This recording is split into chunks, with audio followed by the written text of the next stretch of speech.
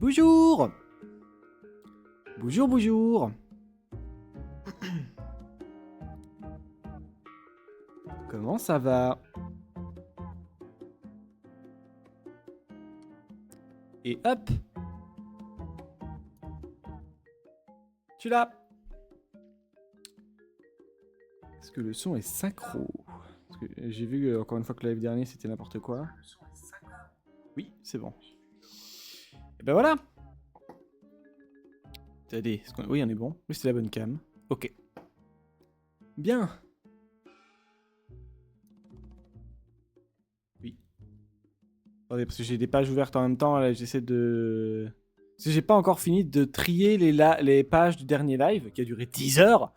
Donc j'ai voulu les garder, parce que il y en a genre une grosse quinzaine, je vais pas toutes les noter en attendant, ça me saoule.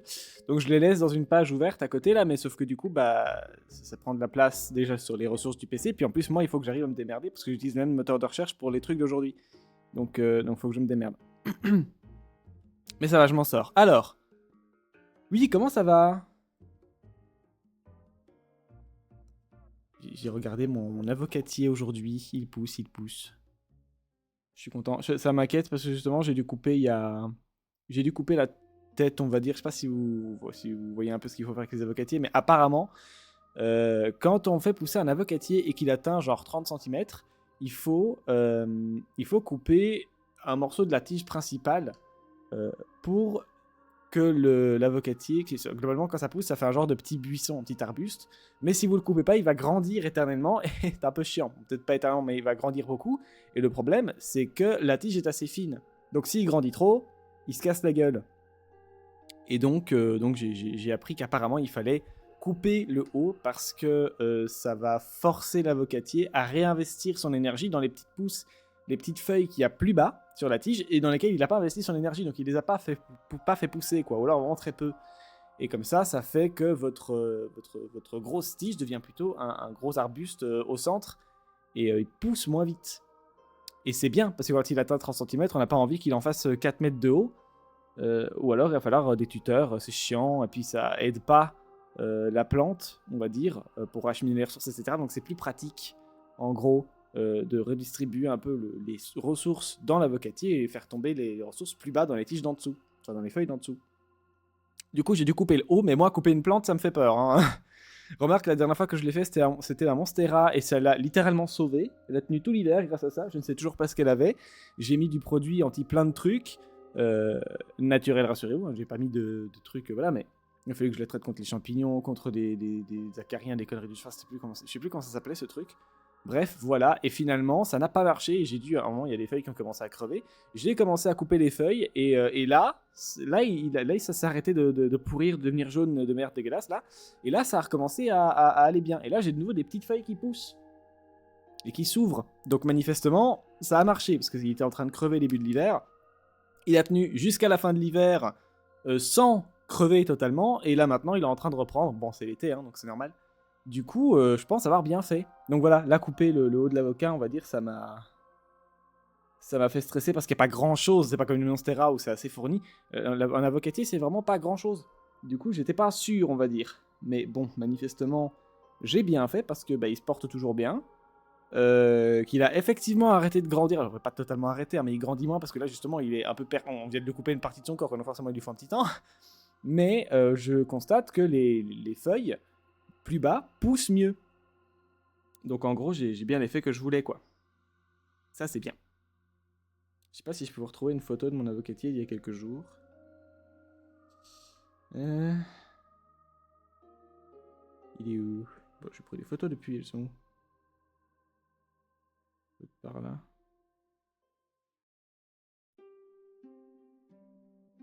Là. Voilà, hop.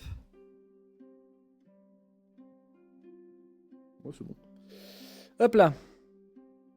Il est beau. C'est l'avocatier. Voilà, voilà. C'est un petit peu un Survivor, celui-là. Le focus, pitié. C'est un effort. Focus. Écoutez, vous ferez avec ça. Voilà. Donc voilà la gueule de l'avocatier, du coup.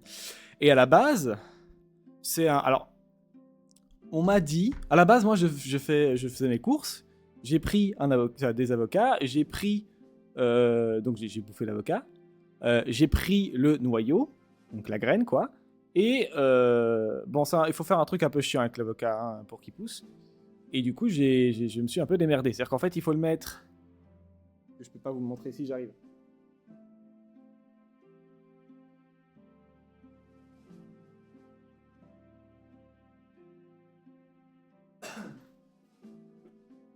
Moi, je l'avais mis là-dedans, ouvert, sans le bocal, enfin sans le... Voilà. Et donc ça, et j'avais enrobé le noyau dans du PQ mouillé pour humidifier le noyau et faire en sorte que les racines sortent. Et quand les racines ont commencé à sortir, normalement, il faut le... alors, c'est un peu compliqué.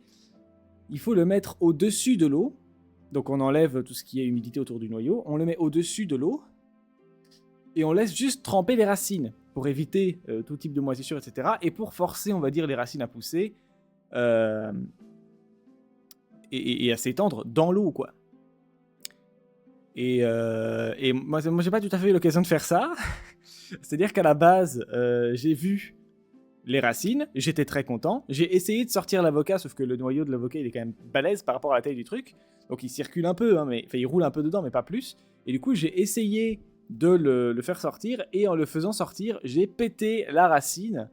Donc je suis parti du principe que le truc était mort, que ça repousserait jamais. Et on va dire, déjà de base, il n'avait pas beaucoup de chance de pousser, parce que comme je dis, moi je fais mes courses en grande surface. Moi c'est chez Colruyt. Et en général, en grande surface, les fruits et légumes que vous prenez sont généralement stérilisés pour éviter que vous puissiez faire votre potager chez vous. Parce que sinon, vous prenez des fruits là-bas, et puis vous revenez plus jamais. Et donc, en général, ils stérilisent. Mais manifestement, soit c'est pas systématique, soit il y en a qui survivent, parce que j'ai déjà réussi à faire pousser des petits trucs. En général, les noyaux de mangue, ils survivent pas, ils pourrissent même très vite. Alors que c'est pas une question d'eau. Hein. Parfois, j'en mets pratiquement pas, et ils crèvent quand même pourris. Je sais pas comment ça se passe. Pour les mangues, je ne sais pas. En tout cas, les mangues, jusqu'ici, n'ont jamais survécu. J'ai déjà réussi à faire pousser quelques graines de... C'était quoi? Est-ce que c'était pas du pamplemousse? Je sais plus, mais sauf que ça a fait des petites tiges de merde pendant 4 jours, et puis c'était crevé. Par contre, ça a poussé très vite. J'avais genre 10 cm de... Et puis c'était crevé. Bon. Et là, par contre, l'avocatier, il pousse bien. Là, j'en ai 30 cm qui dépassent. Je suis bien, là, je suis content. Et donc voilà, à la base, j'avais prévu de mettre un truc en carton. Hop là. J'avais prévu de mettre un truc en carton ici, au niveau du couvercle. Tac. Allez. De le perforer et de faire passer les racines au travers. Et sauf que comme j'ai dit, du coup, vu comment les racines étaient fragiles, moi je suis parti du principe que déjà mon truc était foutu. J'en avais planté 2, il y en a qu'un seul qui a survécu, c'est l'avocatier que je vous ai montré. Donc moi, j'étais pas très confiant, quoi. Et je me suis dit, c'est mort. Et donc j'ai laissé dans le doute l'avocatier là, tout seul dans son coin, dans le bocal, face à ma fenêtre, sur mon micro-ondes. Et j'ai laissé ça là, et puis je l'ai oublié. 3 semaines. Et puis au bout de 3 semaines, je me suis rappelé que c'était là. Et alors que je passe mes journées à côté, hein, 20 cm de distance. Et je me suis rappelé qu'il était là. Et j'ai regardé. Et alors, damn. Oh, damn. Est-ce que je peux vous trouver la photo? En vrai, il doit y avoir moyen, mais ça date d'un petit temps maintenant.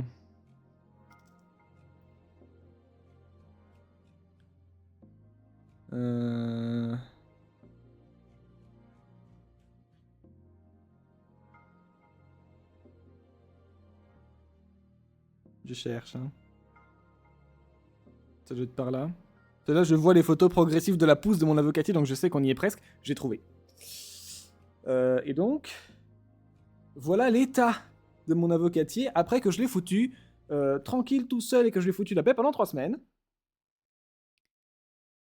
Bon, forcément, vous voyez rien, mais... Hop là, comme ça. Là. Focus, non? Allez, nick. Et ça, c'est quand je l'ai sorti. Damn. Oh, damn. Les trucs blancs qui sortent, c'est les racines. Hein. Et le truc vert dedans, c'est la tige, c'est la pousse. Et ça a bien poussé. comme vous pourrez le voir. Donc voilà, du coup, j'étais fort content. Et moi, j'étais parti du principe que cette plante, elle était crevée, quoi. Je me dis, attends, il y avait qu'une seule racine, il y avait déjà peu de chances que ça pousse. J'ai pété la racine, je suis un gros con, et donc merde. À mon avis, la plante, elle est crevée, et non. Là, elle pousse très bien. Elle est bien verte en plus, elle est bien droite en plus. Donc vraiment, je pensais que c'était mort, et en fait, non. Et j'en suis content.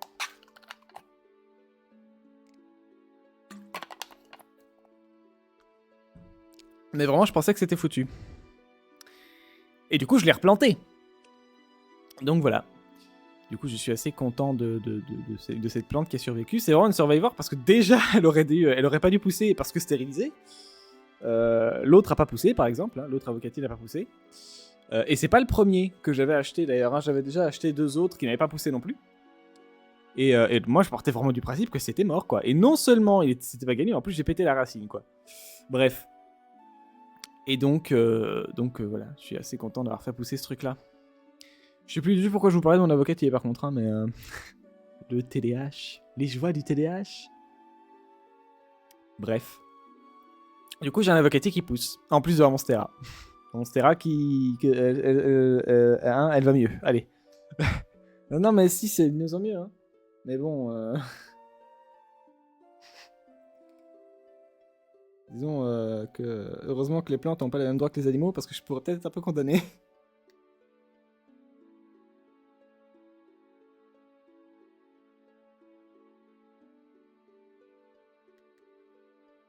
Voilà, ça ressemble à ça. Hop. Et comment vous dire... Alors là, vite fait, on dirait qu'elle va bien, mais en fait, les feuilles sont coupées de partout, c'est dégueulasse. Vous voyez pas des parties à moitié crevées de partout. Non, vous les voyez pas parce qu'elles sont bien planquées, mais croyez-moi, c'est là. Et du coup, voilà, elle a arrêté de crever. C'est ce qu'il faut retenir. Et maintenant, tout est vert. Et il y a des petites feuilles. Je vous assure. Donc finalement, ça va. Mais ouais, elle était mal barrée, cette plante aussi. Hein. C'était pas gagné. Mais bon, finalement, c'est bien. Et oui, donc pendant que... donc la dernière fois dans ma vie, j'étais chez qui? J'étais chez Danny, Danny Helping, allez voir, c'est bien. Est-ce qu'il est dans ma chaîne recommandée? Je sais pas. Il faudrait que j'y pense à ça, parce que c'est nul de ne pas y avoir mis. Il faut que je regarde. Il est pas là, bah, je suis un connard, j'irai le mettre. Donc voilà, allez chez cette personne, elle est sympathique. Et du coup... j'étais chez lui, et à un moment, il a raid chez une streameuse qui s'appelle Bubuche en bois, je crois, que j'ai follow il y a longtemps, je sais plus quand, mais je vous ai déjà dit sur la chaîne, j'ai un FOMO de ouf. Donc, je suis jamais partout en même temps, parce que je ne peux pas. Pas avec un TDAH en plus. Hein. Moi, les gens qui arrivent à mettre plusieurs lives en fond, je ne comprends pas. En fait, c'est plus compliqué. Je le fais tout le temps. J'ai constamment 3500 sons en même temps. Hein. Moi, j'ai ma Switch, la tablette, le téléphone, le PC, 2 onglets en même temps, bref. Voilà, mais je suis pas capable de tout entendre en même temps. C'est impossible pour moi. Il y a des gens qui arrivent à écouter 2 personnes parler en même temps. Moi, je n'en suis pas capable à cause, entre autres, du TDAH et d'autres troubles. Parce que, vas-y, la vie, c'est dur. Mais voilà, moi, je ne peux pas. Par contre, écouter, concentrer mon attention sur un truc à la fois en ayant tout à disposition en même temps, ça, je sais faire. Donc, avoir 12 millions de trucs qui jouent en même temps et choisir de me concentrer sur un seul d'entre eux, ça va. Ça, j'y arrive. Après, heureusement que je peux gérer le niveau des sons, les types de bruit, etc. Parce que sinon, c'est au-delà, ça devient impossible. Mais voilà, et je fais souvent ça. Hein. J'ai toujours plus ou moins fait ça depuis je sais plus, que j'avais 8 ans. Donc j'ai bien l'habitude. Et voilà. Sauf que voilà, les gens qui arrivent à faire du multitasking, là, ils ont bien de la chance.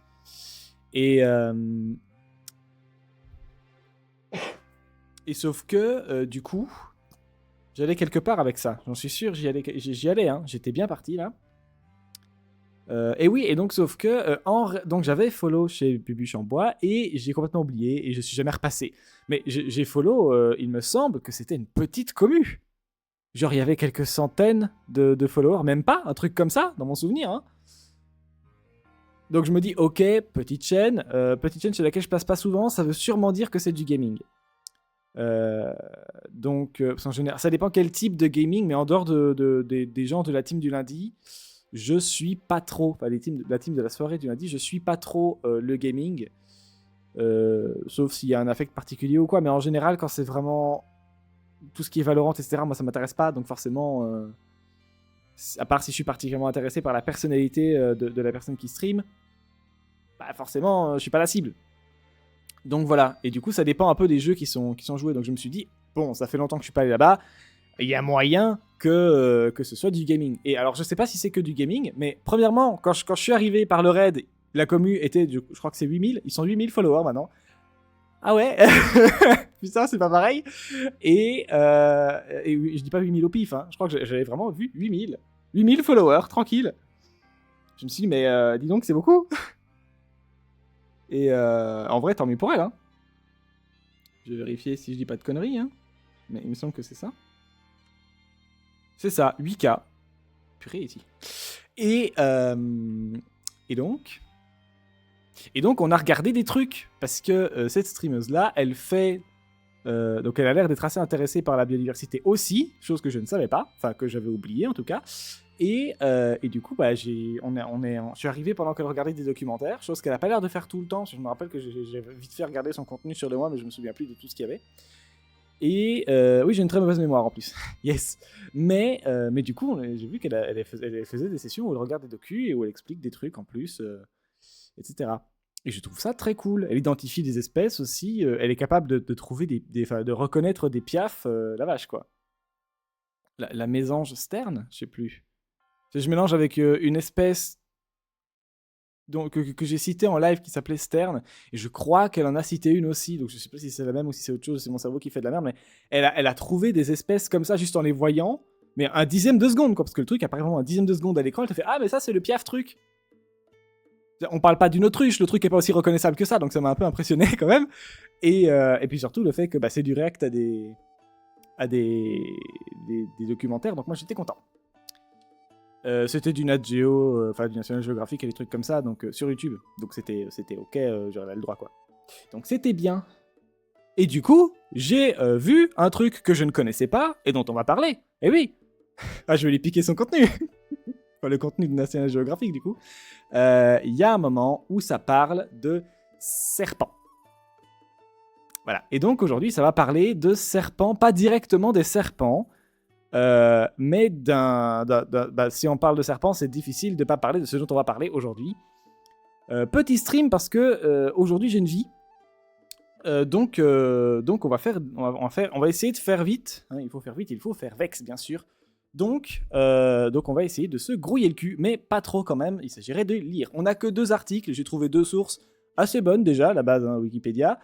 Mais on a Baleine sous Gravillon qui a fait un bon article dessus et qui reprend en français tout ce qu'il y a à reprendre, je pense. Donc on va parler de ça. Eh oui. Et donc tout de suite...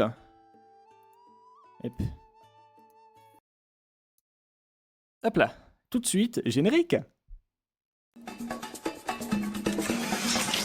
Du clic, c'est magique. Du clic, c'est magique. Je clique l'appareil photo sur moi de côté pour voir et entendre un animal en danger.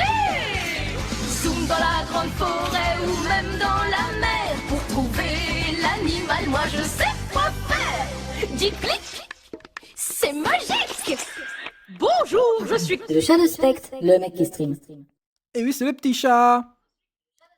C'est le petit chat. Alors, au niveau du décalage son, bon bah écoutez, je peux rien faire. Hein. Voilà, le problème c'est vraiment le PC. J'ai fait tout ce que j'ai pu pour essayer de le régler.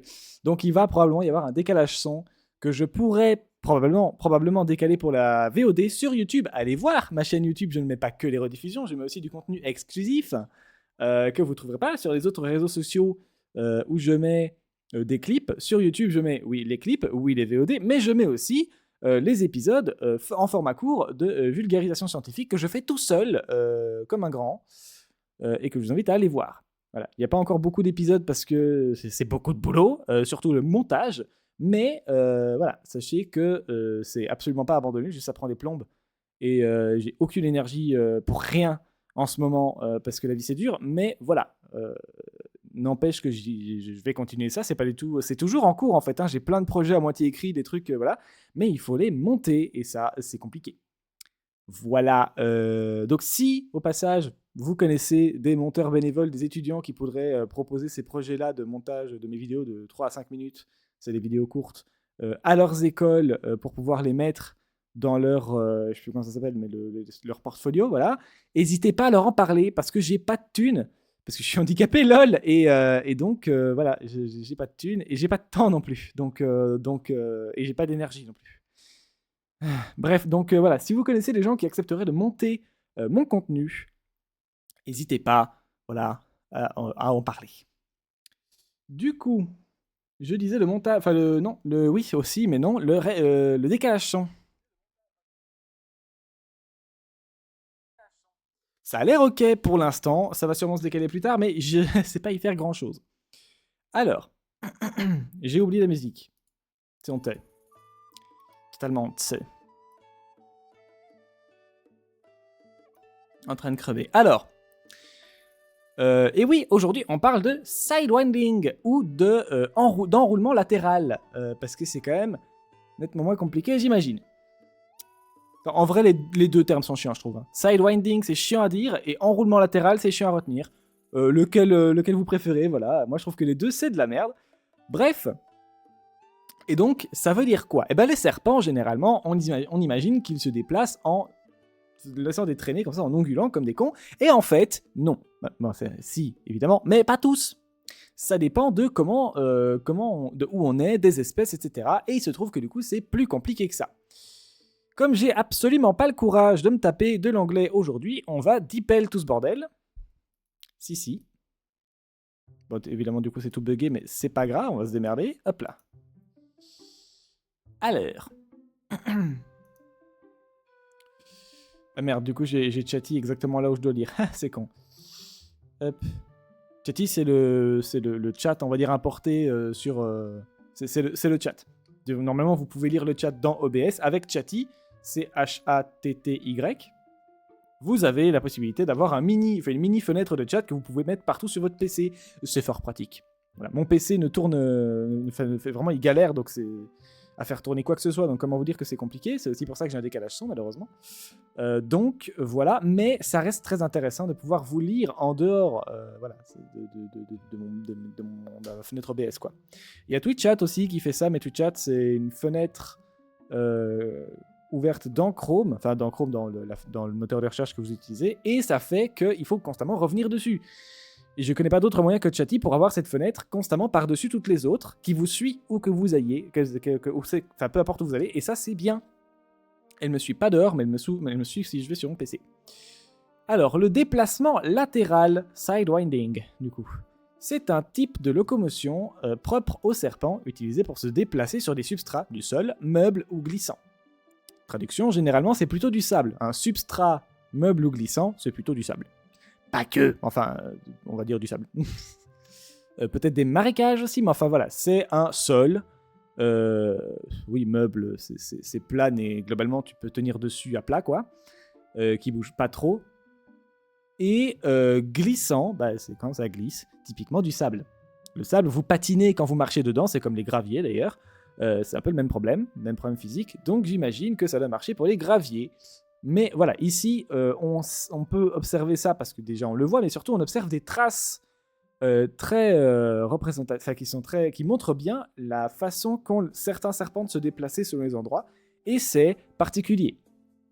D'une part, ça brouille les pistes, parce que vous allez voir pourquoi ça laisse pas les traînées qu'on croirait que ça laisserait, et en plus, c'est pratique parce que si vous êtes, imaginons, en plein milieu du désert et qu'il fait chaud, et donc que le désert, le sable, quand on va à la plage de sable, c'est pas toujours très agréable parce que parfois ça fait un peu mal au peton.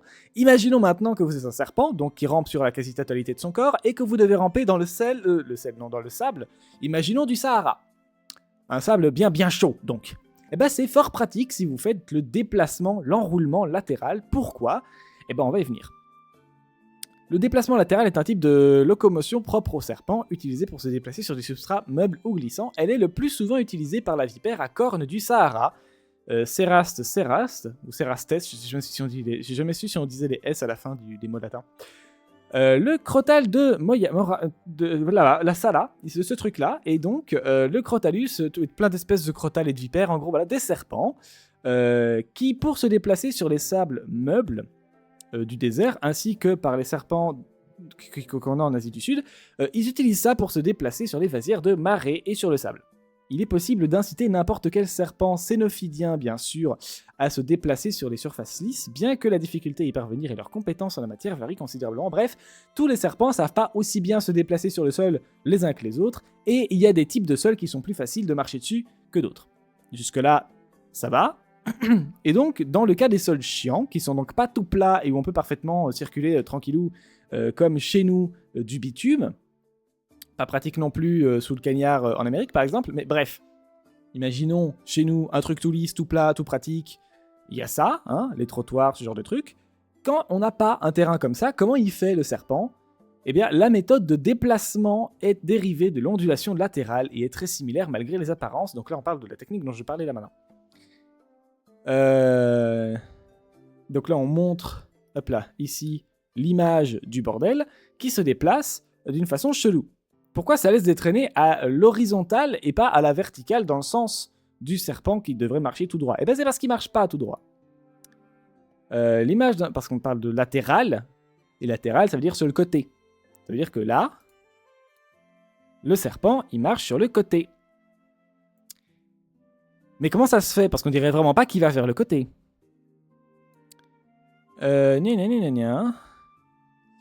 L'ondulation latérale est réalisée en ondulant à la fois verticalement et latéralement, la tête traçant une ellipse dans un plan vertical presque perpendiculaire à la direction du mouvement, et tous les segments qui ont une pente significativement non nulle, les segments alternés qui ont une pente nulle, étant soulevés du sol. Voilà, ça c'est beaucoup de termes très casse-couilles pour dire qu'en gros, ils utilisent leur corps pour ne laisser que 2 points qui touchent le sol. Imaginez le corps d'un serpent, mais comme avec 2 pieds. C'est-à-dire qu'ils utilisent leur corps, on va dire, il y a la tête devant, derrière il y a le corps tout droit, tout plat, rectiligne. Imaginez maintenant que derrière le cou du serpent, juste derrière la tête, le serpent utilise tout le reste de sa queue en faisant un genre de U vers le haut, un N quoi finalement, un pont, pour n'avoir que 2 plis de son corps qui touchent le sol. Et du coup, ça fait comme des pieds. Et ça fait qu'en continuant d'onduler, il ondule vers le côté et que c'est ces 2 pieds, entre guillemets, qui sont en contact avec le sol. Et ça veut dire que ça fait moins de surface du corps en contact avec le sol. Et ça, c'est bien parce que ça fait moins chaud. Ça laisse aussi des traînées différentes. Des empreintes différentes, c'est moins facile à pister. Voilà. Donc en gros, tous ces termes casse-couilles là, c'est pour dire, en gros, il se sert de son corps un peu comme il fait un pli vers le haut, quoi, une boucle vers le haut, et il se sert, en continuant d'onduler, des espèces de 2 points que son corps crée qui touchent le sol pour avancer, quoi, si vous voulez.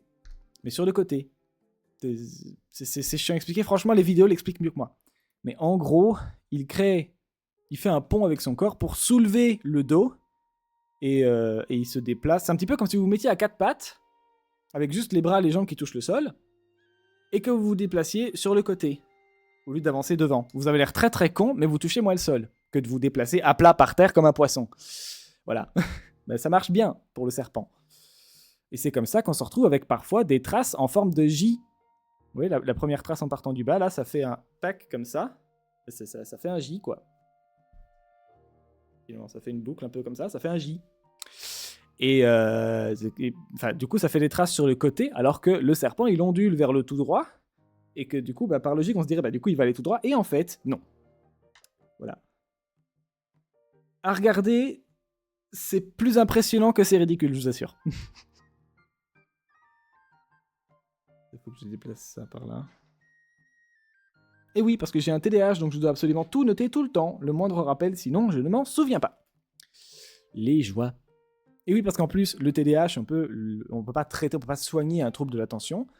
avec ou sans hyperactivité. Mais ce qu'on peut faire, c'est, comme pour les troubles de la personnalité borderline, on peut l'accompagner borderline, ça se fait assis, je crois aussi, mais je parle de troubles de la personnalité bipolaire. On peut l'accompagner d'un traitement qui va atténuer les effets et rendre un petit peu de contrôle à la personne. Et ça, j'aimerais bien en bénéficier, mais j'habite dans un pays tout pourri où on n'a pas le droit aux aides psychiatriques parce que c'est malheureusement un psychiatre qui peut donner ce genre de truc, parce que les médicaments qu'on donne dans ce genre de cas sont considérés comme une drogue dure. C'est des médicaments particulièrement puissants, c'est une substance très puissante et très additive. Donc on la donne pas à n'importe qui.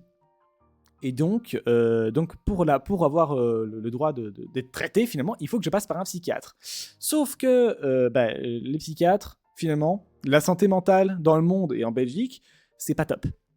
Donc du coup, tous les psychiatres sont overbookés et ils n'ont pas le temps de prendre des nouveaux patients. Voilà. Éventuellement, et encore, moi j'ai pas réussi, mais éventuellement, vous pouvez demander à être écrit quelque part sur une liste pour qu'éventuellement on vous recontacte dans 3 ans. Selon les endroits, selon les centres, selon les psychiatres, éventuellement indépendants ou quoi. Et moi, j'ai essayé et on me laisse même pas faire cette demande. Voilà, on me laisse même pas poser mon nom quelque part et demander à ce qu'on me rappelle dans 4 ans s'il y a de la place. Même ça, on me dit non, mais c'est mort, monsieur. Donc voilà, je n'ai tout simplement pas le droit d'être soigné. Bienvenue en Belgique. Voilà. Et le pire, c'est que la Belgique est nettement moins pourrie que la France pour ça, qui elle-même est nettement moins pourrie que globalement le reste du monde, pour ce que j'en comprends. Alors que franchement, la Belgique et la France, c'est 2 gros pays de merde. Voilà.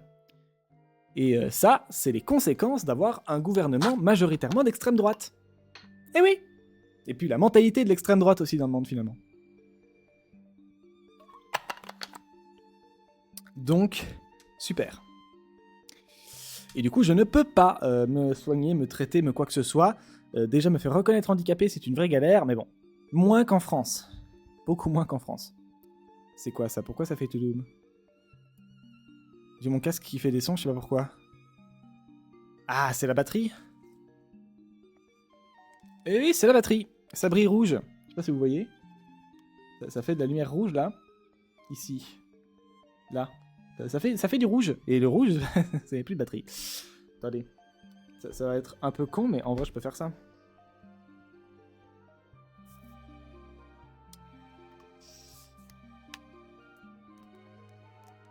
Voilà.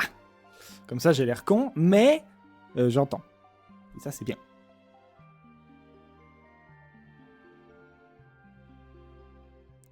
Bref, donc voilà. Oui, donc vas-y, le système de santé, c'est compliqué. Et donc, revenons à notre serpent. Donc voilà, eux, ils soulèvent une partie de leur corps pour n'avoir que 2 points de contact avec le sol et ils se déplacent sur le côté en faisant comme ça, alors qu'ils donnent l'impression d'onduler vers le devant. En fait, non. Voilà, mais ils se déplacent sur le côté en faisant comme ça. Les écailles ventrales des serpents à enroulement latéral sont courtes, percées de petits trous microscopiques destinés à réduire les frottements, contrairement aux écailles en forme de pointe des autres serpents. Comme ça crée... Attendez. Destiné à réduire les frottements, percer le petit trou. Oui, c'est comme des raquettes. C'est ça, au lieu d'avoir... En fait, c'est ça. C'est comme si vous marchiez avec des raquettes sur le sable ou dans la neige. Ça vous crée une surface qui tient mieux sur le sol de manière plus stable. Alors que sans ça, vous vous enfoncez dans le sable. Et c'est pas pratique. Et c'est comme ça, du coup, que le serpent, il parvient à faire ce qu'il fait là, et en même temps à créer des points de contact pour se déplacer sur le côté sans se retrouver engouffré dans le sable comme un gros con. Hey, sinon ça sert à rien.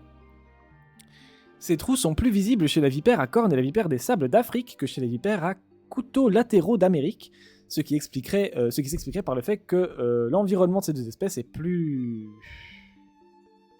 Older quoi?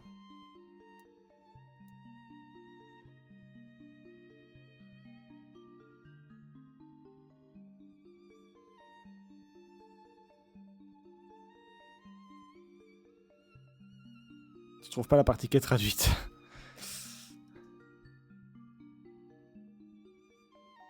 Non. Je sais pas. Ils ont l'air de dire que le territoire est plus ancien, mais ça veut rien dire, un territoire ancien ici, je vois pas le... Je sais pas. Bref, on va avoir une traduction nettement mieux foutue sur ce site. Comment se déplacent les serpents? Parce que c'est en français. Merci Baleine sous Gravillon. C'est pas la première fois que je chope leurs articles, ils sont super bien. ils ont fait aussi des articles sur le prochain truc dont je vais parler. Et j'ai pas mal piqué de sources chez eux. Enfin, piqué, je vais les sourcer évidemment, mais voilà. Je vais évidemment rediriger vers eux. Donc voilà, ils sont a priori des sources vraiment fort sûres et je suis content de ça. Parce qu'avec le truc que je vous avais montré là, avec le debunk des articles de merde de Maxi Science, Futura Science et compagnie, là ça m'a un peu dégoûté donc de trouver, de voir que au moins il y a des gens qui font encore de l'information correcte, c'est rassurant. Après je dis pas que tous les articles de Futura Science et Maxi Science sont à chier, juste ceux qu'on a lus témoignaient d'un évident manque de recherche. Voilà, et même de lecture de ses propres sources. Et je trouve ça pas normal en fait, évidemment. Bref. À mon sens, c'est grave parce que c'est quand même, je sais pas exactement ce que c'est comme type d'organisme, mais c'est quand même des trucs qui publient régulièrement des articles. Et des articles axés sur la science en plus, donc quand tu communiques sur la science, tu le fais bien ou tu le fais pas. Ou alors tu précises que t'es pas complet. Ça m'arrive de le faire quand je suis pas sûr ou quoi, je dis, bah écoutez, je sais pas. La base en science, quand tu sais pas, c'est de le dire. Et là, clairement, il statuait des trucs de manière officielle en prétendant que c'était acté officiellement par la science, alors que la science n'a jamais rien acté là-dessus, que c'était n'importe quoi du début à la fin, et qu'aucune des sources qu'ils utilisaient ne disait ça. Et même, il y en a une des deux qui précisait qu'en fait, c'était pas du tout comme ça qu'il fallait le prendre. Donc là, je parle des articles sur... des articles que vous avez peut-être vus d'ailleurs, sur les baleines. Comme quoi les baleines auraient passé un cap dans l'évolution et ne pourraient plus revenir un jour s'adapter pour vivre sur Terre, c'est évidemment stupide. Ça témoigne aussi d'un gros problème de compréhension du fondement même de l'évolution. Et au-delà de ça, ils utilisent des sources qui paraissent, enfin pas qui paraissent, qui sont scientifiques, qui sont sourcées, qui sont... c'est des vraies recherches, des vraies études de scientifiques qui ont dédié une partie de leur vie à ça. Et sur le côté, ils n'ont même pas fait l'effort de les lire. Ils n'ont même... Parce que moi, je l'ai fait en live, et manifestement, s'ils les avaient lus, ils auraient su que c'est pas du tout ce qu'il fallait en comprendre. C'est même pas un problème de compréhension. Dans la loi de Dollo, qu'il cite, c'est très clairement écrit dedans que c'est pas du tout l'interprétation qu'il faut avoir de la loi de Dollo. Dollo dit, dans sa grosse théorie, que si on perd des traits génétiques lors de l'évolution, si on perd une capacité...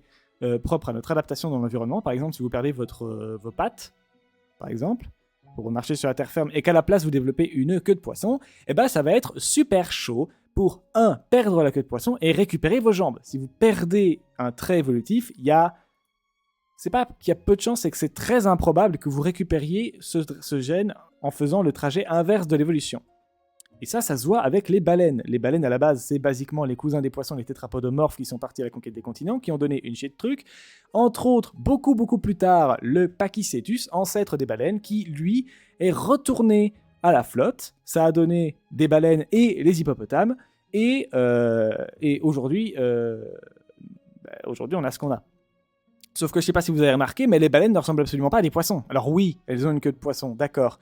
Mais c'est pas dans le même sens. Les queues de poisson, c'est à la verticale, et chez les requins aussi d'ailleurs, et chez les baleines, c'est à l'horizontale, donc c'est pas pareil. Et ensuite, entre une baleine et un poisson, il faut être fort bourré pour voir une similitude, quand même, je trouve. Voilà, avec modération, s'il vous plaît, bien sûr. Donc, soyez bourré, mais avec modération. Ne soyez pas bourré.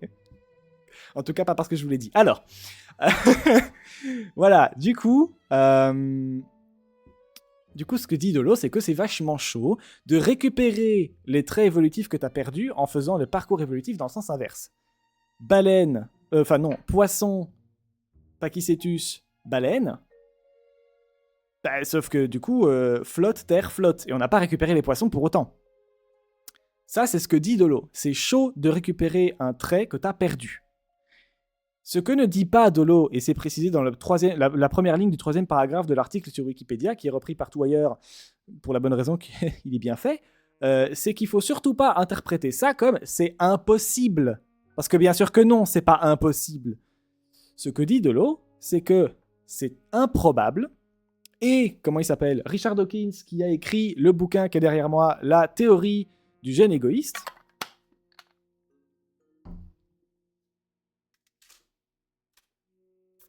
ce fantastique bouquin, voilà, Richard Dawkins vient compléter en précisant « Effectivement, il est davantage question de probabilité que de possibilité. » En gros, c'est chaud de récupérer une évolution que tu as perdue, mais c'est pas impossible.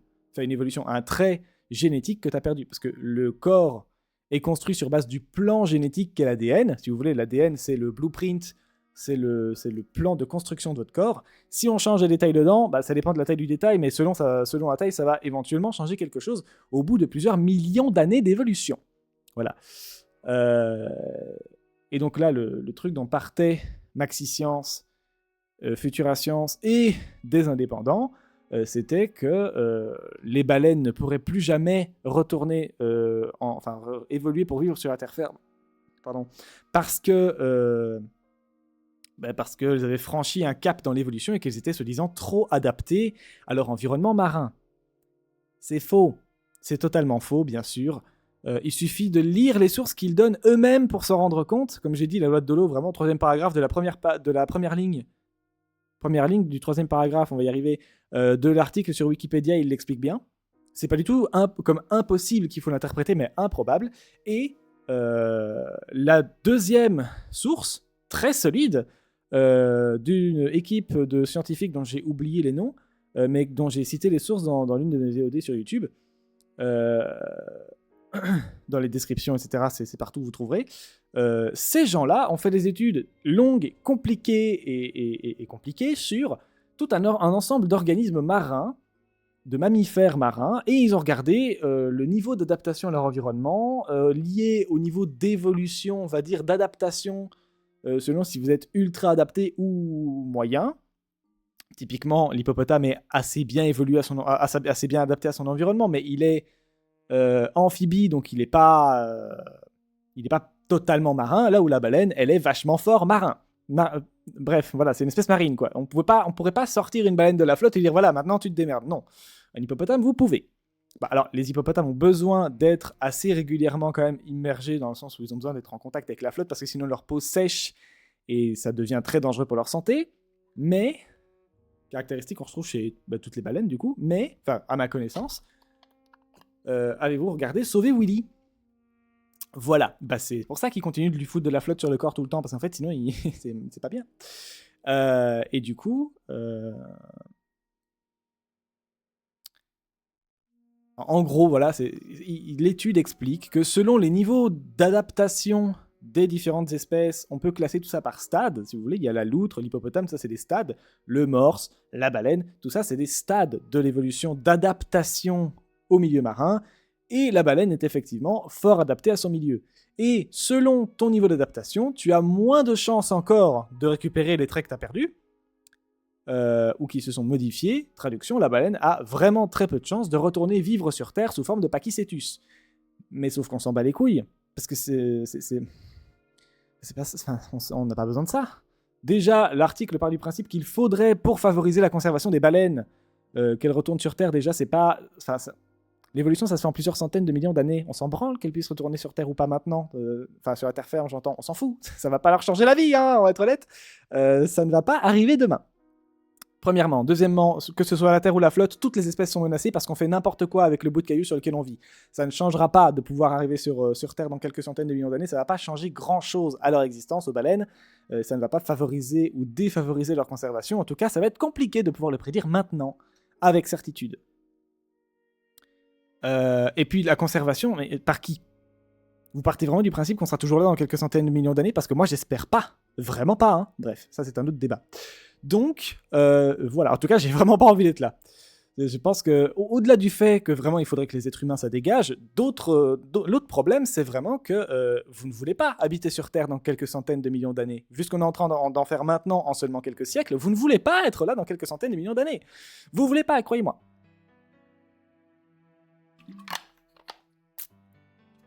Bref.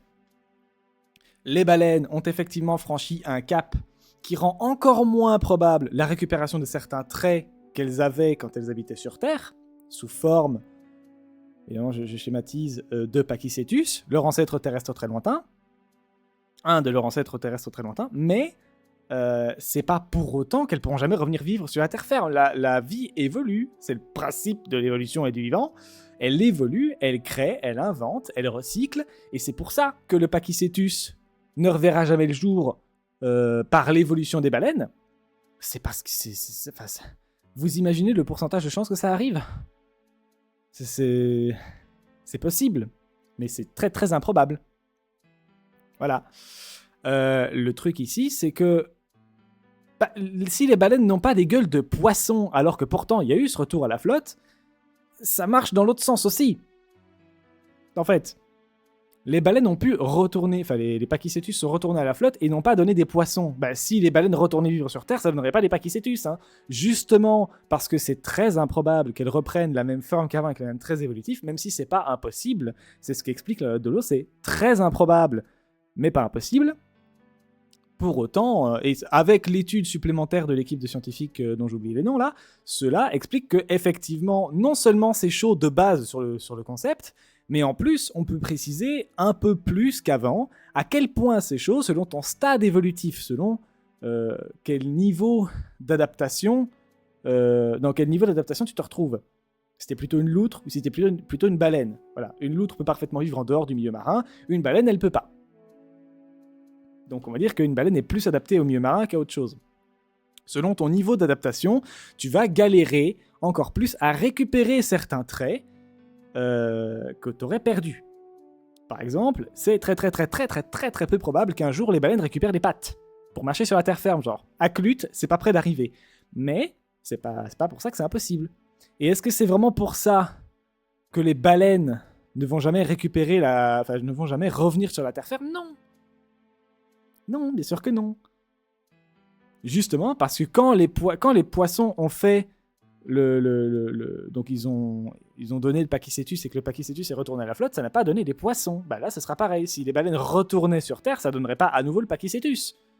Donc ils auraient pu dire le Pachycétus ne reverra jamais probablement le jour, ni aucune forme similaire. Oui, ça fait moins vendeur pour un article, hein, mais dire les baleines ne reviendront jamais, ont passé un cap dans l'évolution et ne pourront jamais revenir vivre sur Terre en s'adaptant, c'est de la merde. C'est purement et simplement faux. Et là, c'est tout un tas d'explications compliquées pour l'expliquer, mais en vrai, si vous connaissez un peu le concept de l'évolution, qui est donc basiquement de s'adapter à son environnement, ça vous paraît vraiment si dingue que ça? Non, c'est la base, bordel. Donc voilà. Ça n'a pas de sens. Ça n'a pas de sens et je ne comprends pas que ces articles, non seulement aient fait autant parler, mais surtout qu'ils aient été autant relayés. Il y a beaucoup de gens qui en ont parlé, trop à mon goût, et il y a des articles de différents organismes qui se sont recités entre eux, manifestement non seulement sans lire les sources, mais sans lire ce que les autres disaient, parce qu'il y a eu des formulations identiques entre certains indépendants, les articles de Futura Science et l'article de Maxi Science. Ils se sont copiés, clairement. Les formulations, il y en a qui sont identiques. La problématique, la même. Enfin, la thèse, on va dire, la même. C'est clairement du recopiage. Reformulé, mais c'est du recopiage. Voilà. Et comment c'est possible qu'ils soient aussi nombreux à dire n'importe quoi? Ça dure depuis plus de 2 ans, ce bordel, quand même. Le premier article a été envoyé par Maxi Science, je crois, il y a plus de 2 ans, vers 2023. Et je me demande, mais comment ça se fait? Un couillon qui donne une info de merde sans lire ses sources, c'est pas grave. D'autant que, au moins pour le premier article, je peux comprendre qu'il y a éventuellement eu un problème de compréhension dans tes sources. C'est pas impossible, mais les autres, ils l'ont pas relu. C'est pas possible. Vous pouvez pas être aussi nombreux à dire autant de conneries, alors que la première ligne du troisième paragraphe de l'article sur la loi de Dollo, qui est évoqué quand même comme la moitié de l'argumentaire, explique très bien que c'est pas du tout comme ça qu'il faut le prendre, que c'est une question de probabilité et pas de possibilité. Le fait que la vie sur Terre existe est improbable. On pourrait dire que c'est impossible. Et vu qu'on trouve pas de forme de vie ailleurs, pour l'instant, on pourrait dire impossible, on existe. Voilà, c'est très chaud, c'est pas impossible. Le fait que la vie existe, c'est impressionnant. Le fait que la vie existe sur cette planète qui s'est fait régulièrement bombarder de cailloux énormes pendant des milliards d'années, oui, c'est encore moins probable. Le fait que après des extinctions qui ont concerné quand même près de 95% de toute forme de vie sur Terre à plusieurs reprises. Bon, alors, il n'y a eu qu'une seule fois où c'était 95%, je crois. 99 même, je sais plus combien exactement. Il y a eu un truc comme ça. Puis il y en a eu d'autres, des extinctions majeures qui ont peut-être été un peu moins vénères, mais des extinctions de masse quand même. La vie a survécu à ça. c'est peu probable. Voilà. Et alors le fait que, bon, de moins en moins, mais la vie arrive à nous survivre, à nous, les humains, ça aussi c'est improbable. Bref, comment vous dire? La vie, c'est pas probable. Donc, venir me parler de probabilité concernant l'évolution,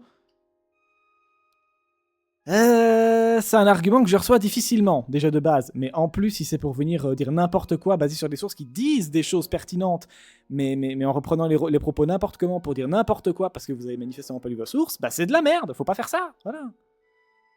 Si tu comprends pas les articles, c'est pas grave.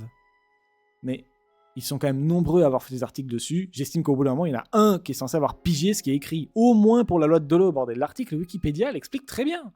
Il n'y a pas beaucoup de lecture, hein. Enfin si, il y a beaucoup de lecture. Mais il n'y a pas... les 3 premiers paragraphes sont très chill, hein. Ils sont très compréhensibles. C'est ok, c'est accessible à tous. Je dirais pas à tous, mais enfin, c'est accessible à la personne qui a fait l'article. Sinon, bah, faut arrêter de faire des articles, hein. Surtout sur le domaine scientifique. Désolé, mais faut partir faire autre chose, hein. Si tu comprends pas ce que tu lis, faut pas faire l'article scientifique. Bref. Donc voilà, ça, il m'avait énervé ces articles-là, ça m'a fait chier. Donc on avait passé du coup 2 lives entiers de plusieurs heures à debunk tout ça en lisant les sources que eux n'ont pas lues, en essayant de se renseigner, en regardant des exemples qui étaient avancés pour proposer tout ce qui était dit, et on a conclu qu'effectivement ils avaient dit de la merde et qu'ils s'étaient tous relayés entre eux en disant tous de la merde sans se relire, et ça me reste encore en travers de la gorge. Voilà, ça m'énerve. Ça m'énerve parce que Futura Science et Maxi Science, c'est quand même des trucs que moi je considérais un peu, peut-être pas safe, mais intéressant au moins pour se renseigner, et je me rends compte qu'en fait c'est pas le cas. Une coquille de temps en temps, je veux bien, mais là, c'est pour moi une preuve flagrante de mauvaise foi, de mauvaise volonté, quoi. Ils se sont pas relus. Aucun d'entre eux, enfin si, ils se sont relus pour se copier dans ce qu'ils ont écrit, mais ils ont pas lu leur propre source, quoi. Et c'est terrible. Et alors, il y a un indépendant, pour le coup, qui a encore remis un coup derrière en recyclant ses propres articles. Dans le deuxième, il citait même plus la principale source. C'était ridicule. Donc voilà, c'était vraiment bien de la merde. Je dis pas que je ferais mieux qu'eux, parce que j'ai pré-shot Internet. Il n'y a aucune chance que ce soit suffisamment vu que pour que je me prenne une vague de haine, mais on sait jamais. Je ne saurais pas faire mieux, parce que sinon j'aurais essayé de faire des articles, etc., mais je suis désolé, quand tu... Enfin, il faut au moins lire tes sources, c'est un petit peu le fondement de la chaîne ici, justement, je lis mes sources en face de vous. Si je lis de la merde, bah my bad, mais vous le voyez, quoi. Et puis je donne toujours les articles dans les descriptions de mes vidéos YouTube. Je l'ai pas fait tout de suite parce que j'avais la flemme, mais vous remarquerez que comme je fais mes recherches en face de vous et que je montre les sites, vous pouvez quand même chercher. Vous avez les titres des articles et vous voyez les noms des endroits où je vais, donc vous pourrez quand même trouver. Mais effectivement, ce sera beaucoup plus pratique à partir de la 40e VOD, parce que j'ai mis mes sources à partir de là. Des sources consultées en live, et parfois j'en donne même en plus d'autres, quand j'en ai à conseiller, des bouquins ou ce genre de trucs. Des vidéos aussi parfois. Donc voilà. Mais il faut rester un minimum sérieux, quoi. Si tu fais de l'information d'une quelque manière que ce soit, il faut être un minimum sérieux. Si tu lis de la merde, si tu t'es mal renseigné, c'est un problème. Surtout le tien plus que celui des autres, mais pour que ça marche comme ça, il faut montrer aux autres ta source pour que les gens sachent s'ils peuvent te faire confiance ou pas. Si tu te renseignes comme une merde, ça arrive, c'est pas grave, mais il faut que les gens puissent se faire leur propre idée, leur propre opinion de l'information que tu donnes. Donc il faut donner les sources. C'est la base. Enfin, moi, ça me paraît évident. Et quand tu donnes tes sources, tu les lis d'abord. Ça sert à rien de donner des sources si tu les lis pas. Hein. Bref. Humans.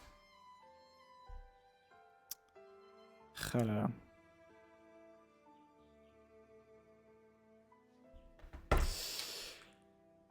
Et donc, revenons à nos serpents. Avec un article qui l'est bien, d'un site qui l'est bien et qui pour l'instant ne m'a pas déçu. Voilà, donc Baleine sous gravillon. J'ai beaucoup fait de recherches depuis même mes secondaires là-dessus, et bon, ils n'ont pas toujours toutes les réponses aux trucs que je cherche, parce qu'ils publient des articles, donc évidemment il faut qu'ils aient fait des articles sur ce qui m'intéresse, mais jusqu'ici, j'ai jamais eu de problème avec ce qu'ils disent, c'est généralement très détaillé, et je vais me reposer justement sur certains de leurs articles pour la prochaine vidéo de vulgarisation courte, de 3 à 5 minutes, que je vais faire, qui est en cours, en cours, c'est presque fini d'être écrit. Voilà. Donc eux, je conseille Jusqu'à ce que je constate éventuellement qu'il y a une douille, mais bref. Donc là, on va lire un article qui date du 30 septembre 2021. Malgré l'absence de pattes, les serpents sont particulièrement bien adaptés à l'environnement qui les entoure.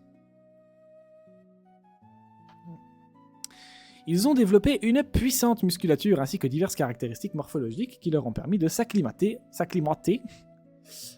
à différents types de milieux. Le serpent a un squelette particulier constitué de 130 à 500 vertèbres articulées entre elles, avec des côtes attachées à chacune des vertèbres. En savoir plus sur les serpents dans les épisodes de la saison 2 de Baleine sous Gravillon, ici. Voilà, vous irez voir. Moi j'ai la flemme. Je suis fatigué et j'ai dit j'ai des trucs à faire, donc voilà. Comme une chenille ou en godillant, je connais pas ce mot. Les muscles sont disposés en diagonale le long de chaque côté du serpent. Les extrémités de ces muscles sont rattachées aux côtes situées à distance de ces derniers. La manière dont se contractent et se relâchent ces muscles va déterminer le type de locomotion. Par exemple, si un groupe musculaire d'un côté se contracte en même temps que le relâchement du groupe musculaire de l'autre côté, le serpent pourra courber son corps. Oui, en gros, s'il force les muscles des deux côtés en même temps, genre imaginez, vous faites des abdos, et là c'est une idée approximative que je donne, hein. Bah, forcément si vous faites les abdos, c'est que tout votre corps fait tous les muscles de partout font le même type, tous les muscles qui sont nécessaires à ce type de mouvement se contractent en même temps. Là c'est quand tout est coordonné et que toutes les contractions ont lieu en même temps. Voilà, ça c'est ce qui permet du coup de ramper, quoi, de faire des... comme la chenille. Voilà. Si un groupe musculaire se contracte d'un côté en même temps que le relâchement du groupe musculaire de l'autre côté, le serpent pourra courber son corps. Si au contraire, deux groupes musculaires opposés se relâchent ou se contractent simultanément, ça c'est ce que je viens de dire du coup, le serpent pourra s'allonger ou se raccourcir, un peu comme une chenille. C'est comme des tractions, quoi. Un autre facteur qui permet le mouvement des serpents est leurs écailles abdominales. Les serpents peuvent se déplacer sur toutes sortes de surfaces, y compris sur les murs. Les écailles de serpent leur donnent la capacité de s'agripper à une surface verticale irrégulière. Donc quand c'est pas parfaitement plane et qu'il y a des petits morceaux qui sortent, quoi. C'est pas pensé, si vous voulez, c'est pas lisse. Les 4 types de mouvements, c'est ça qui nous intéresse quand même, hein. L'ondulation latérale, le mouvement libre. Le plus commun de tous les mouvements dits serpentins, ou ondulations, ces mouvements sont observables chez tous les serpents. C'est la méthode de locomotion la plus courante. Le serpent avance en projetant son corps vers l'avant, par un mouvement sinusoïdal, quel joli mot. Les vagues ondulatoires se propagent de l'avant vers l'arrière, ainsi c'est la tête et le cou qui orchestrent ensemble des mouvements du corps, et le reste du corps suivant la lignée. En gros, il ondule vers le tout droit, quoi. Voilà. Au cours de ce mouvement sinusoïdal, les côtes du corps du serpent poussent sur les irrégularités du substrat, le sol, tels que les cailloux, ce qui lui permet d'avancer. En gros, il prend appui, quoi. Ce mode de locomotion n'est efficace que sur une surface irrégulière, ce qui n'est pas le cas sur du sable, qui est fort régulier, c'est fort lisse quand même. Pour les serpents marins, c'est le même principe. À défaut de pousser sur les irrégularités d'un substrat dur, le serpent se déplacera contre la résistance de l'eau. En gros, il fait des petites poussées contre l'eau. Un peu comme la brasse, mais à l'inverse, et avec des morceaux de son corps, quand il rampe, quand il zigzague dans l'eau. Si nous devions mettre des points à chaque partie du corps du serpent, et que nous tracions le mouvement sur un bout de papier, nous observerions un mouvement sinusoïdal identique à chaque point, car toutes les parties du corps se déplacent de manière simultanée. Pareillement, lorsque l'animal s'arrête, l'ensemble du corps s'arrête simultanément.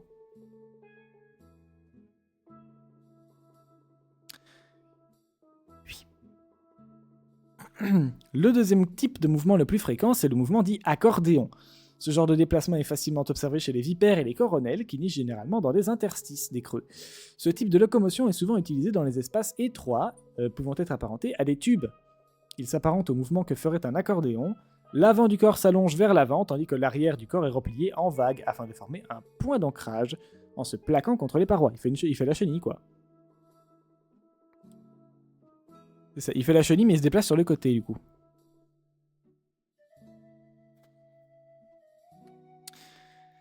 L'avant du corps s'allonge vers l'avant, tandis que l'arrière du corps est replié en vague, afin de former un point d'ancrage se plaquant contre les parois. Une fois que l'avant du corps est étendu, celui-ci forme à son tour une sorte de point d'ancrage aux parois, pour l'arrière du corps. Ainsi, chaque vague forme un point d'appui au niveau de la paroi permettant au serpent d'avancer le reste du corps. Et du coup, il avance, mais de côté. Voilà. Le mouvement crotaline. Un mouvement latéral. Les mouvements appelés crotaline ou sidewinding, ça c'est ça qu'on parle depuis tout à l'heure, sont souvent utilisés comme mode de locomotion sur les substrats meubles, comme le sable. Voilà. Ce mode de déplacement est très souvent utilisé chez les crotales, mais aussi chez tout serpent vivant sur une surface instable. Ce mouvement s'apparente au mouvement en accordéon dans le sens où ici, deux parties du corps restent au repos, servant de point d'appui, tandis que l'autre partie est déplacée latéralement. Lors du déplacement, le corps suit une trajectoire formée de lignes parallèles, appelée piste. Ce type de déplacement est facilement identifiable dû à ses marques caractéristiques, représentant des lignes parallèles, inclinées, laissées par l'animal suite à son passage. Ça y est, ça.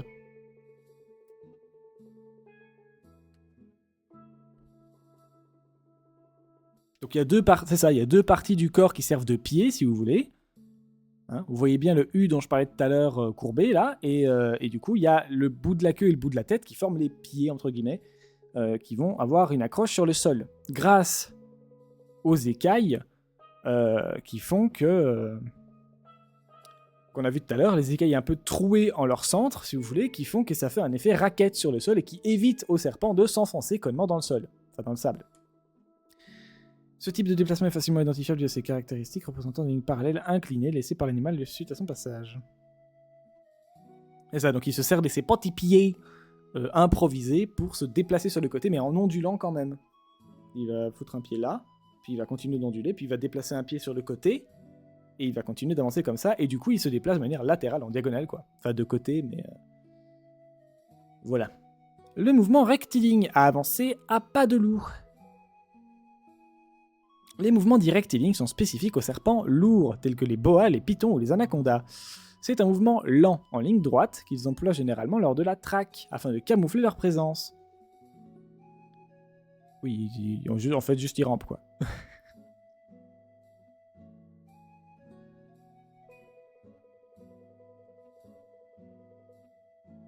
Ce mode de déplacement pourrait être apparenté à la chasse à l'affût, observé chez les félins. C'est à ça que je pensais, justement.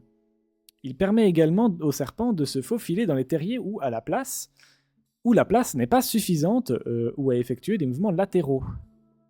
Le mouvement consiste en une suite d'étirements de l'avant du corps et de contractions à l'arrière du corps. En gros, c'est comme les chenilles, mais en plus... Ils rampent, quoi, mais ils rampent moins. En fait, on dirait qu'ils rampent comme les chenilles, mais sur le côté. Au lieu de faire un U vers le haut, il fait un U vers le côté. À l'horizontale au lieu de la verticale, quoi.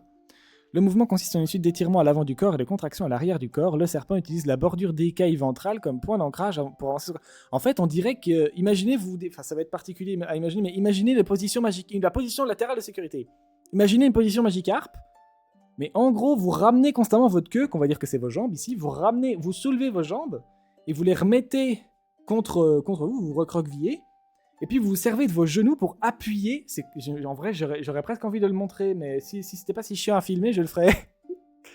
Mais en gros, ça, vous mettez recroquevillé, mais sur le côté par rapport au sol, et vous appuyez sur vos genoux pour vous pousser vous faire glisser sur le sol. Et puis après, vous vous servez de vos épaules pour ramener vos genoux, et puis vous rappuyez sur vos genoux pour vous faire reglisser vers l'avant. Bref. Imaginez un Magikarp avec des jambes. Imaginez pas un Magikarp avec des jambes, et... Bref, allez. Enfin, je veux dire, si vous n'avez pas compris, faites un effort, c'est pourtant évident. Voilà, j'ai envie de dire au bout d'un moment, faites un effort.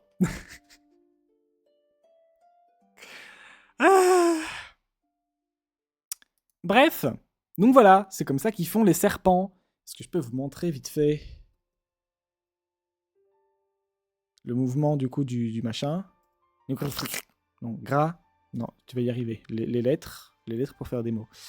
Déplacement latéral serpent. C'est prant. Non, c'est toujours pas ça. Voilà.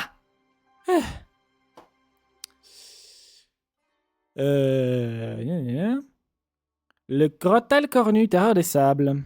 Bah c'est un crotal. Donc... Ah, attends. Non, là, non. Non, non, non, non. Là. Est-ce qu'on peut voir une vidéo par pitié? Et pas un requin. La dernière fois que j'ai fait ça, c'était hors live et j'avais dit, hein, j'ai fait un short là-dessus. La dernière fois que j'ai été voir chez eux sur ce type de format, là sur leur site, je me suis pris une image de grand requin blanc dans le pif, sauf que j'ai la phobie des requins. Comment vous dire que j'étais moyen jouasse.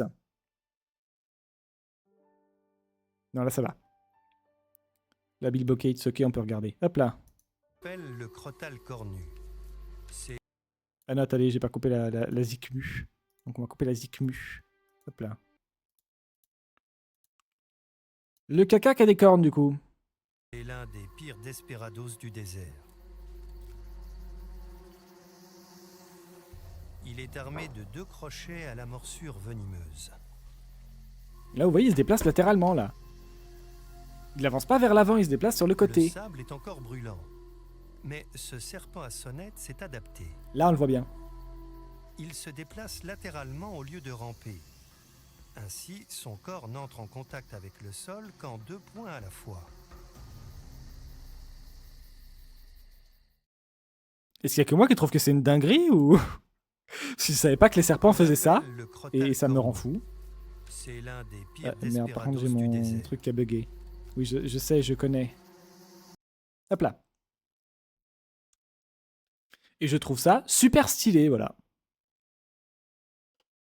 Donc sachez qu'ils font ça, du coup. Voilà, ils font ça. Et ça, c'est autre chose. Ouais, bon. Voilà, donc du coup, on aura vu aujourd'hui, parce que je pense qu'on va déjà s'arrêter là. Hein. Hop, on aura vu, du coup, que les serpents... La musique. Oh, le bouffon, il est complètement teuteux, il oublie la musique. Là. Je disais des choses. Les serpents, voilà, les serpents, selon où ils habitent, selon les types de substrats, donc de sol sur lesquels ils se retrouvent, vont se déplacer de différentes manières. Il y a ceux qui ondulent vers le tout droit, comme un requin dans l'eau, ou justement ces enculés, ou de plein de manières différentes. Mais globalement, la manière classique, c'est d'onduler vers le devant, vers le tout droit, là, par là. Ça va, c'est facile, c'est acquis. Et puis, il y a deux autres manières, dont une que j'ai déjà oubliée. Mais globalement, moi, celle qui m'intéresse, c'est l'enroulement latéral, le déplacement latéral, c'est-à-dire qu'ils vont onduler vers le devant, pareil, mais en faisant un genre de pont avec leur corps, pour éviter d'avoir tout leur corps en contact avec le sol, comme si vous rampiez tout droit en rectiligne. Quel intérêt ? Ça vous rend moins... ça fait que votre corps est moins en contact avec le sol, et ça, dans le désert, en plein milieu sous le cagnard en Amérique, par exemple, c'est vachement pratique, ça vous évite de brûler, lol. Ça permet, en plus d'avoir 2 points de contact avec le sol, parce que globalement, quand vous faites un genre de pont, vous avez l'équivalent de 2 pieds qui touchent le sol, et ça vous permet de laisser des traces différentes. Du coup, vous ne laissez pas une trace toute rectiligne, toute conne. Vous laissez une trace particulière. En forme de J, par exemple. Et ça vous permet de vous déplacer sur le côté. Ça vous rend un peu plus silencieux, un peu moins détectable, etc. Et ça fait aussi... c'est aussi possible parce que les écailles de ce type de serpent sont généralement... Bon, pas trouées, mais il y a des petits trous dedans, quoi. Au lieu d'avoir une surface bien lisse. Voilà. Et ça rappelle quoi ? Ça rappelle la structure des raquettes qu'on met aux patounes pour pouvoir aller marcher dans la neige, par exemple, pour éviter d'avoir à s'enfoncer comme un con dans la neige. Les serpents, ils font pareil, mais avec le sable, avec leurs écailles sur le sable. Comme ça leur évite, en mettant leurs pseudo-pieds pour se déplacer sur les côtés, ça leur évite de s'enfoncer dans le sable connement. Voilà, ça fait qu'ils peuvent se déplacer sur les côtés en restant quand même stables sur un sol plus ou moins meuble, plus ou moins plat, alors qu'il n'est pas plat et que normalement ils devraient s'enfoncer dedans. Mais ils ont des raquettes. Ils ont des écailles qui font effet raquette et ils ont 2 points au lieu de s'allonger totalement dedans. Et ça fait qu'ils ne s'enfoncent pas dans le sable. Voilà. Ils ne s'enfoncent pas dans le sable, ça laisse des traces différentes et ça fait... ça fait moins de points de contact avec le sol et ça fait que vous avez moins chaud. Voilà. Et oui. Et donc voilà pourquoi les serpents ont tendance à faire l'enroulement latéral, du coup, dans les milieux chauds, plutôt où il y a du sable, Ça leur permet de laisser des empreintes différentes. Bon, c'est pas forcément l'intérêt principal, mais c'est un intérêt aussi. Ça fait qu'ils sont moins en contact avec le sol. Et ça les rend plus silencieux. Voilà, surtout la nuit. Et donc c'est pour ça qu'ils utilisent ce type de déplacement. Voilà, ils ont tendance du coup à être plus... moins détectables, quoi. Et en plus, ça les évite de cramer sous le cagnard. Donc c'est cool. Et je savais pas du tout que les serpents faisaient ça. Voilà. Pour moi les serpents, ça ondulait tout droit connement, et puis c'est tout. Mais en fait, non, c'est plus compliqué que ça.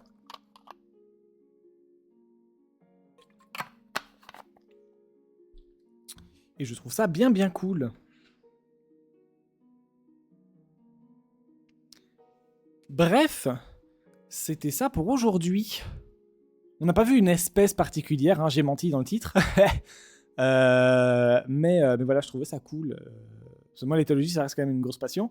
Donc je trouvais ça cool de m'intéresser surtout au comportement, parce qu'on a vu que c'est globalement les vipères et les crotales, donc les serpents à sonnette, qui font ça.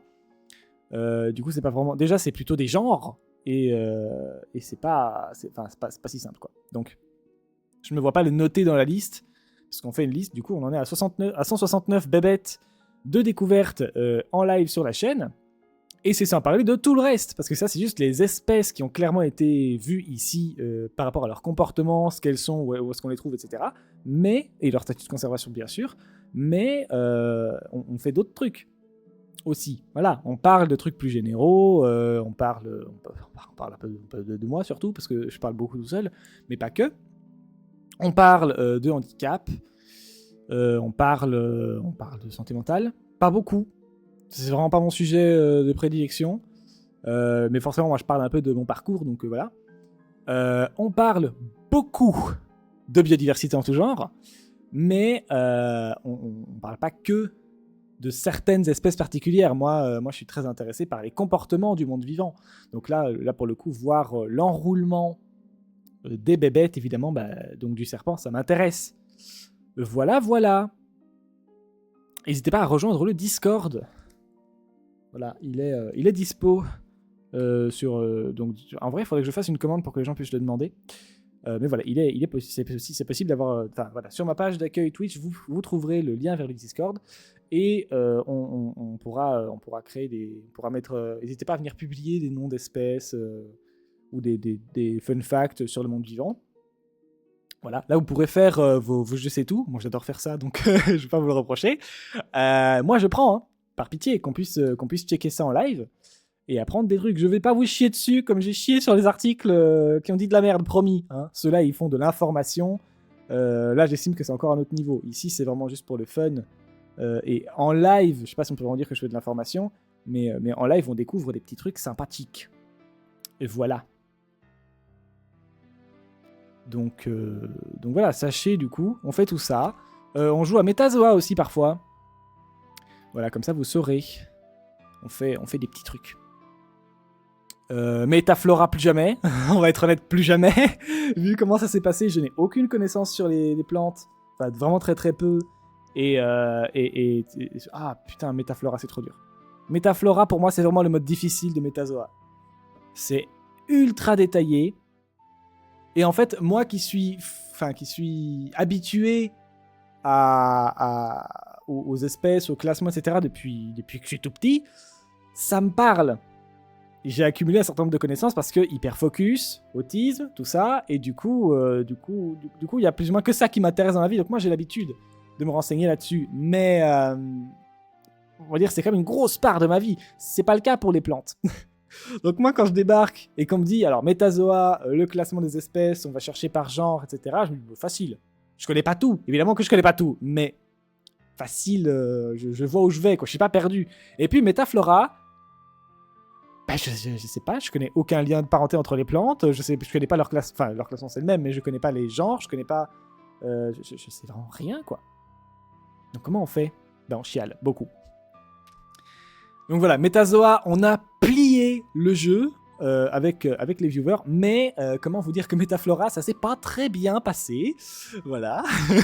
On a fait une partie, je ne referai jamais. Donc voilà. Ou alors, si y en a qui s'y connaissent beaucoup dans les plantes, n'hésitez pas à venir en live et à demander à ce qu'on fasse du Metaflora. En vrai, si j'ai des experts, je veux bien. Mais sans ça, ça m'a l'air compliqué. Je dis expert, on s'en branle là, de vos carrières. Enfin, je me comprends. Si vous vous y connaissez en plantes, n'hésitez pas à venir en live et à demander un jour à Metaflora. En vrai, je veux bien essayer une partie comme ça. Mais c'est compliqué. Voilà. Et puis du Metazoa, à tout moment, ça peut tomber. Hein. Depuis que j'ai découvert le jeu, le dernier live qui a duré genre 10 heures, je sais pas combien de temps on a fait sur Metazoa, mais j'étais pas parti pour m'arrêter. Hein. J'ai dû m'arrêter parce que j'étais mort de fatigue. Et qu'au bout d'un moment, il faut bien manger, boire, ce genre de conneries là. Mais bon, voilà, j'étais vraiment parti pour très très longtemps là. J'aurais pu durer des heures de plus encore. Voilà. Donc, n'hésitez pas à venir, voilà, si vous voulez apprendre des trucs sur les bébêtes, sur le monde vivant en général, hein, je sais pas que les animaux. Si vous voulez apprendre des trucs sur le comportement, apprendre des trucs sur le classement des espèces, apprendre des fun facts en tout genre, vous renseigner sur la vision scientifique du monde vivant, si vous voulez, par opposition, c'est pas vraiment par opposition, mais pour compléter, disons, la vision plus commune, plus accessible du monde vivant, que tout le monde a, on va dire, que vous pouvez échanger avec votre voisin. Si vous voulez un mix des deux, je pense que je peux vous conseiller ma chaîne. Voilà. Et puis voilà, n'hésitez pas à aller voir sur YouTube ce que je fais d'autre. Je fais de la vulga scientifique. Je fais des pixel art aussi. Bon, c'est pas du grand art. Hein.